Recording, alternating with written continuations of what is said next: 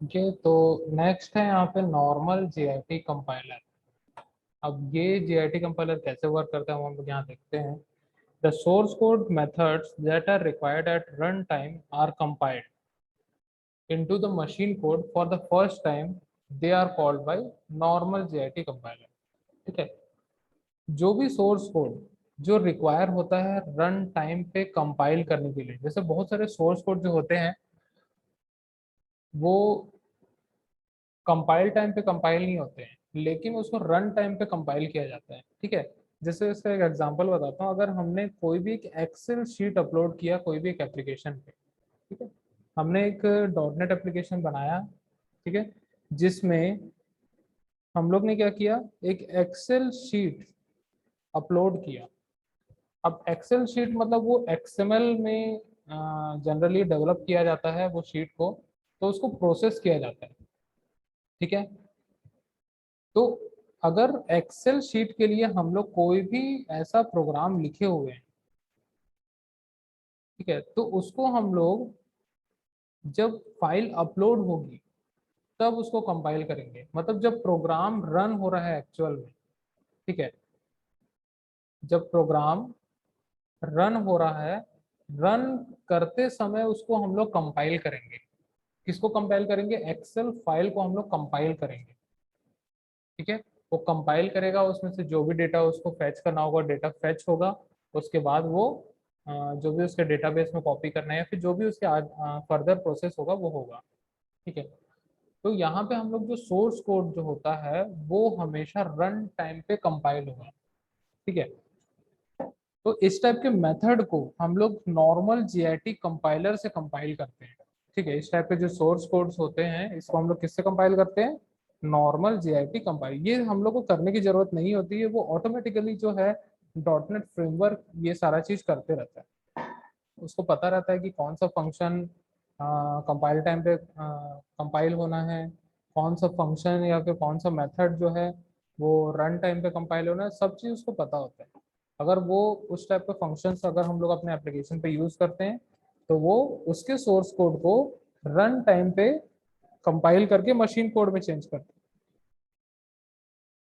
ठीक है, after that they stored in the cash and use whenever they are called again। ठीक है, जैसे ही वो कंपाइल हो जाएगा उसके बाद क्या होगा, वो उस कोड को कैश में स्टोर कर करता है। जो मशीन कोड होता है उसको अपने कैश में, कैश मेमोरी होती है एक छोटी सी जो प्रोसेसर के सबसे पास में रहती है, वहां पे उसको टेम्परेरी स्टोर करके रखेगा। फिर उसके बाद उसको जब मन चाहे वो कॉल कर लेगा। ठीक है, तो यहाँ पे हम लोग डायग्राम के थ्रू हम लोग समझते हैं नॉर्मल जीआईटी कंपाइलर कैसे काम करेगा। मेटा डेटा लेगा और CIL, common common intermediate language, ये दोनों लाइब्रेरीज का यूज करेगा। ठीक है, उसको नॉर्मल जीआईटी के पास इनपुट के तौर पे देगा। ठीक है, ये वही कोड को इनपुट लेगा और वही लाइब्रेरीज को इनपुट लेगा जो रन टाइम पे कंपाइल करना है। ठीक है, रन टाइम पे कंपाइल करना है। मतलब ये जो नॉर्मल जीआईटी जनरली कब काम करता है? जब एक्चुअल एप्लीकेशन यूजर यूज कर रहा होगा, जब हम लोग प्रोग्राम को रन कर रहे होंगे। ठीक है, मतलब ये रनिंग मोड पे होगा, मतलब आफ्टर डिप्लॉयमेंट ये कंपाइल होगा। ठीक है, और जैसे ही वो कंपाइल हो जाएगा वो कंपाइल्ड कोड किस में स्टोर करेगा? मेमोरी कैश में स्टोर करेगा।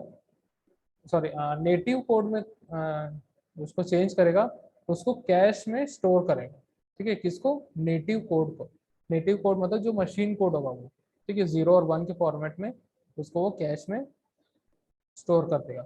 और जब भी हम लोग उसको कॉल करना चाह रहे हैं हम लोग कॉल कर सकते हैं और एग्जीक्यूट हम लोग कर सकते हैं। ठीक है, तो जनरली ये होता है फंक्शन जेआईटी कंपाइलर का। Ono GIT compiler, the source code method that are required at runtime are compiled into machine code by the Econo GIT compiler.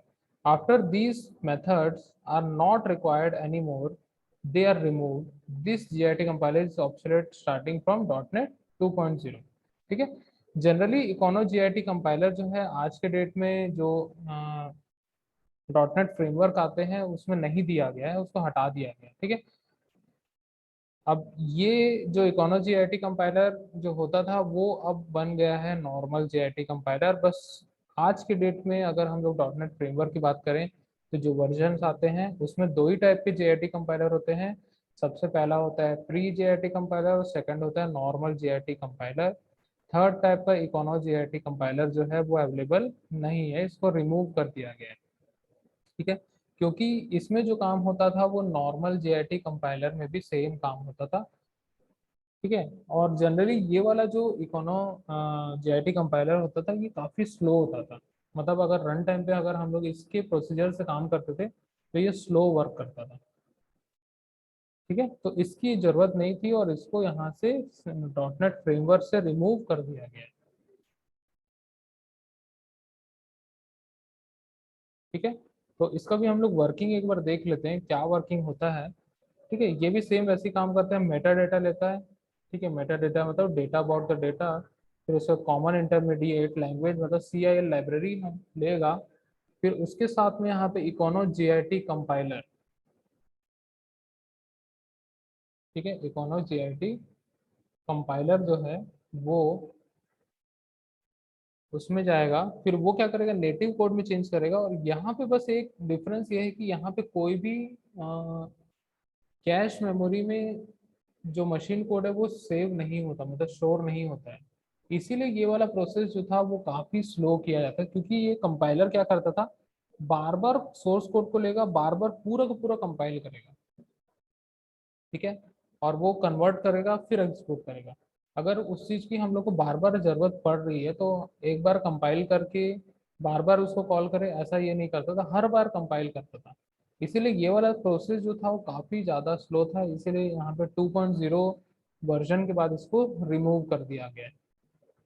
ठीक है, फिर उसके बाद एडवांटेजेस और डिसएडवांटेजेस हम लोग देख लेते हैं जीआईटी कंपाइलर का। सबसे पहले हम लोग यहाँ पे एडवांटेजेस देखते हैं।